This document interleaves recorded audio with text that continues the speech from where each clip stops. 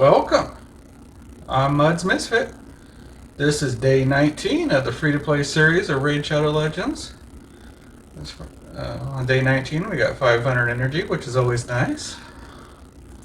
It's the day before Christmas, and Plarium just released, or at least I just seen, we got our Christmas gift. We're getting 1 Sacred Shard, 6 energy pots, an XP boost, 50, whatever you want to call them, multi-battles. They're called multi-battles. Good to know. And then 650k silver, which is really nice. We will definitely take that. We will take that. We will save those. Take the silver. Always take silver. Let's see. Today we currently have 2x on Ancient Shards going on, along with a 10x for Bad Alcazar. Like I said, right now we're just hoping I'd like to get an apothecary and a good epic or two. We are working on the fusion. Well, not for the legendary. We're nowhere close, but we are gonna. I think I want to try visionary. So I got the champs to get visionary fused. So I just have to wait for a magic keep to open up so I can get some more potions. But other than that, we got 31 ancient shards to pull on this account today. So let's get to it.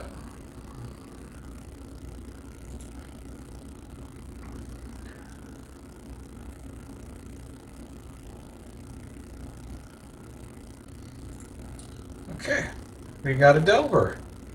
I don't think I ever built her on my other account, so she has a necrotic toxin on her A1, attacks one enemy, has a 45% chance of placing a 100% heal reduction debuff for 2 turns.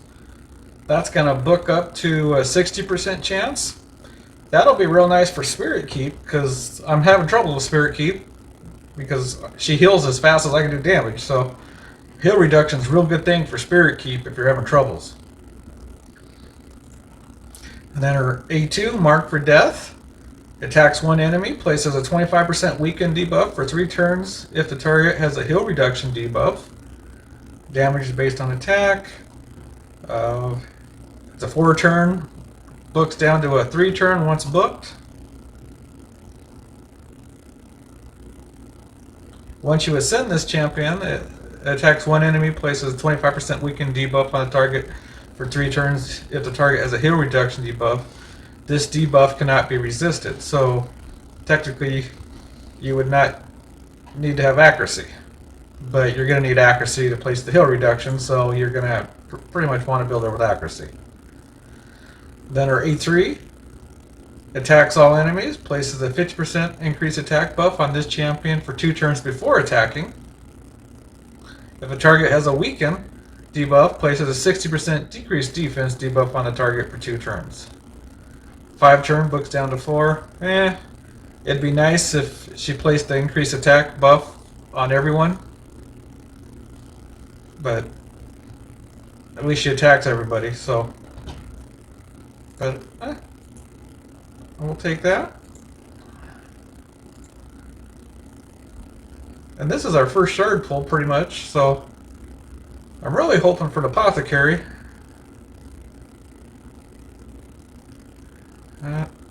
Temptress is okay. Witness, no. War Priest, no. Runic Warder, no. Tiger Soul, she hits pretty hard.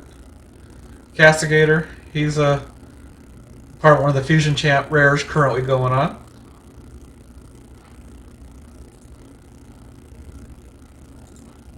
Let's just do singles. We don't got that many shards, so.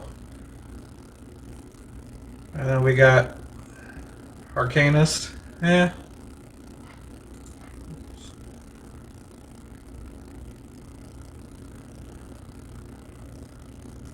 Lady Atessa. She hits pretty hard. But on her A1, blessed missiles. Attacks one enemy. Has a 25% chance of placing a block buffs debuff for 2 turns. On her A2, Whiplash level 1.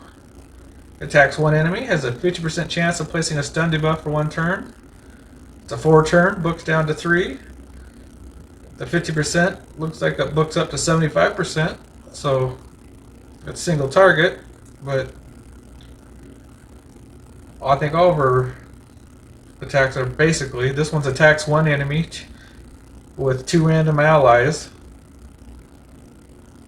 So that's a allied attack of sorts. So damage inflicted by this champion and any allies joining this attack will be increased by 10% if the target is under stun debuff. Allies joining the attack use their default skills. So it's a 5 turn, books down to 4. So yeah, not too bad.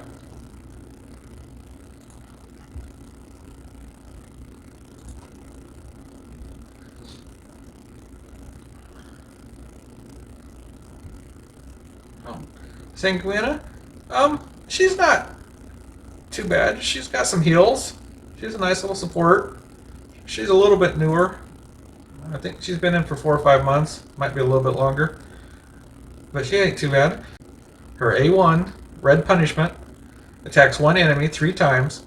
Each hit has a 20% chance of decreasing the duration of 2 random buffs on the target by 1 turn. That's a 20%. It bucks up to 30%. So that's kind of nice. Her A2, Holy Blood, places a block debuffs on all allies for 1 turn, and a 15% continuous heal buff on all allies for 2 turns. That's on a 4 turn cooldown, books down to 3. Say block buffs is nice. And continuous heal, always take some heals. So, currently I don't have anything better for a healer, so that's not too bad. We'll take that. Sacrificial Lamb on her is her A3. Attacks one enemy, has a 75% chance of transferring all debuffs from this champion to the target. Removes all debuffs from all allies except this champion. And the 75% books up to 100%. It's on a 5 turn cooldown. And it books down to 4.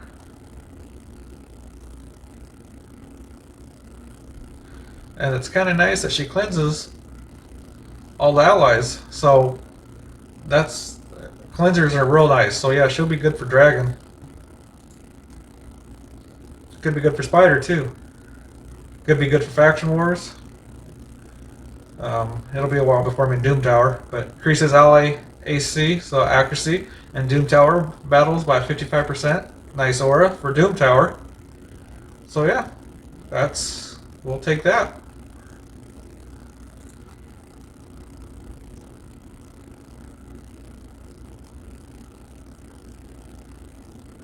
Wagon Bane, decrease AC on one enemy. That's a nice one. Continuous heal on the ally with the lowest hit points for 2 turns. He'll be, I think he's decent in Faction Wars. We'll see.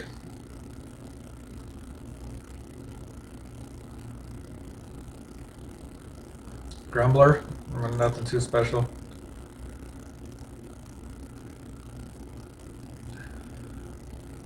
Centennial, he's HP based. Attacks one enemy. Provoke. Decrease attack. Heal reduction. So heal reduction comes in real nice for the Spirit Keep if you're having troubles there. So, yeah, Centennial might be okay. I mean, he's got a decent kit for a rare, so he's somebody else that we'll have to keep an eye on.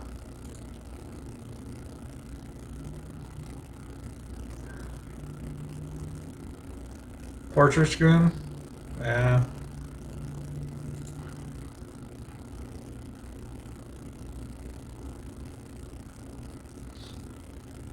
Blood Braid.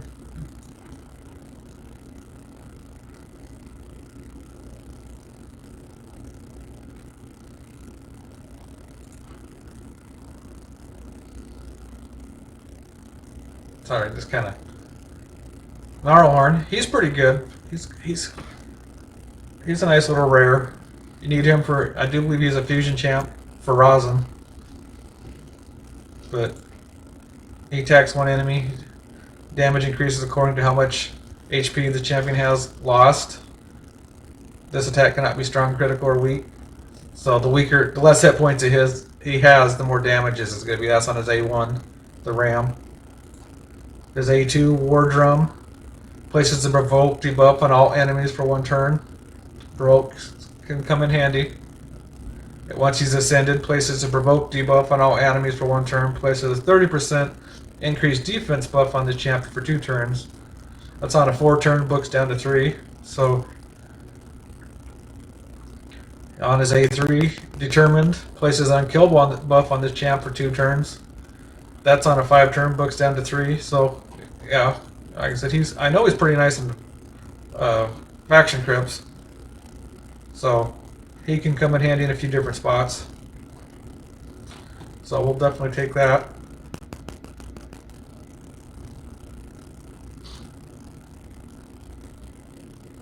Adriel. I don't think I've ever done much with Adriel. She has pretty good reviews. She's a support from the Sacred Order. Magic. On her A1.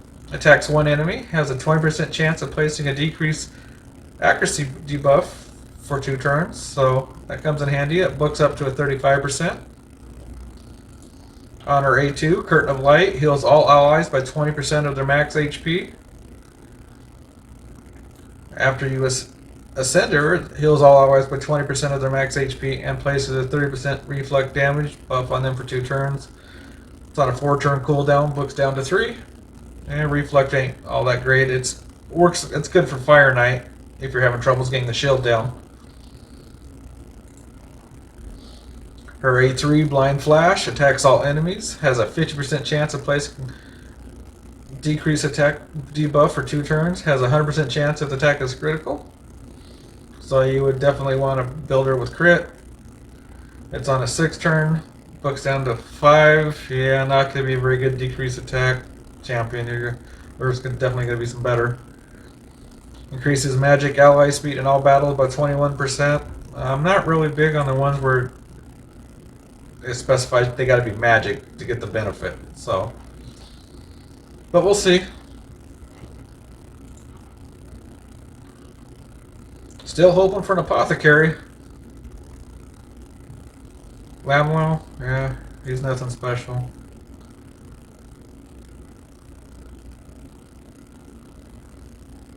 Weathermane, yeah, I don't think she's decreased speed on a single target. Yeah, she's not real big on just single target. There's a lot of stuff. I mean, sometimes it works and it comes out nice, but yeah, Bone Knight, he's good in the commercials.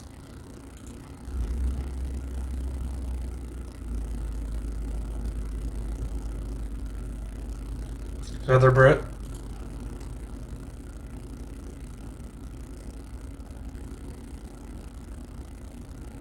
Lumberer.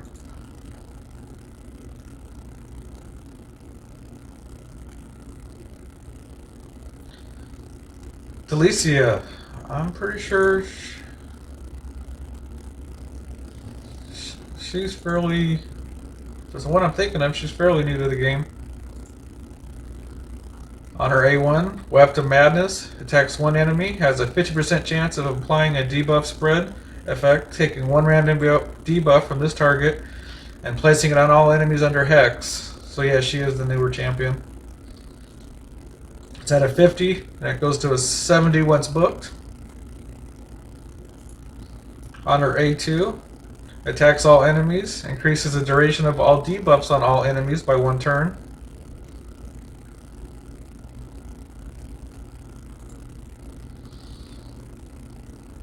She attacks all enemies, places a 60% decreased defense debuff for 2 turns. Books down to 3 turns.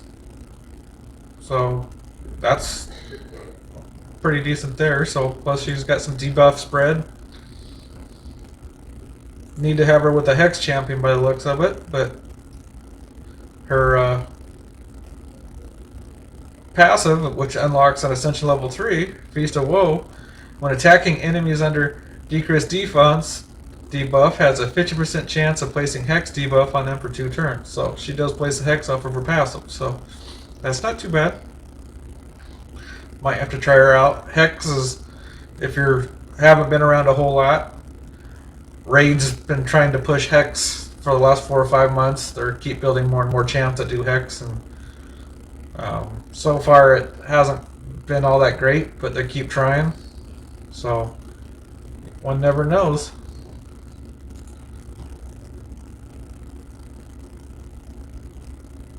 Oh, it froze for a little bit. Thought maybe I was going to get something good. Got a maiden.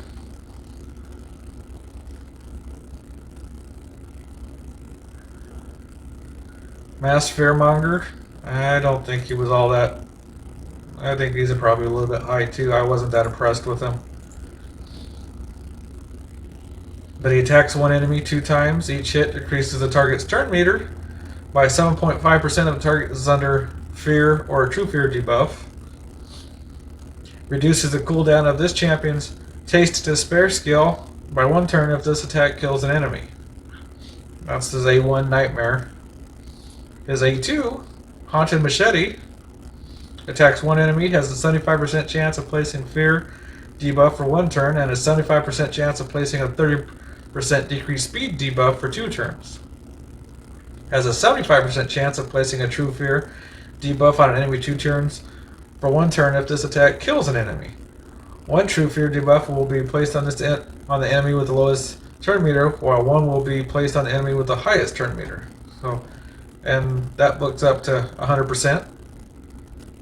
I mean, so that's not too bad. I mean, it's got to depend on a lot of things, and the single target, once again,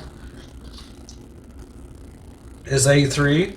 Well-used axe attacks one enemy.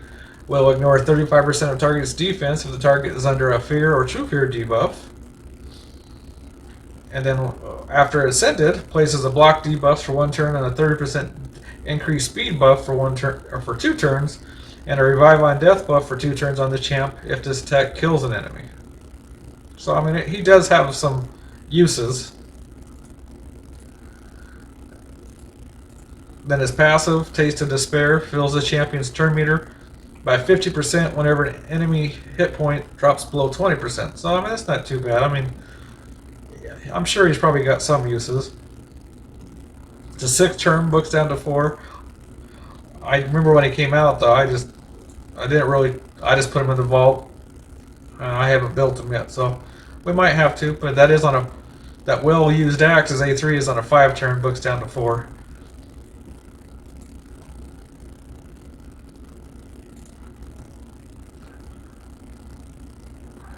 And lastly, no apothecary. That's too bad. But we got a renouncer. So, well, that's our ancients. So, I think we're going to call it there. It's getting a little long. And if you like what you're seeing, please hit the like and the subscribe button. And enjoy your holidays. And we appreciate you watching. We will see you in the next one. Bye. Be strong.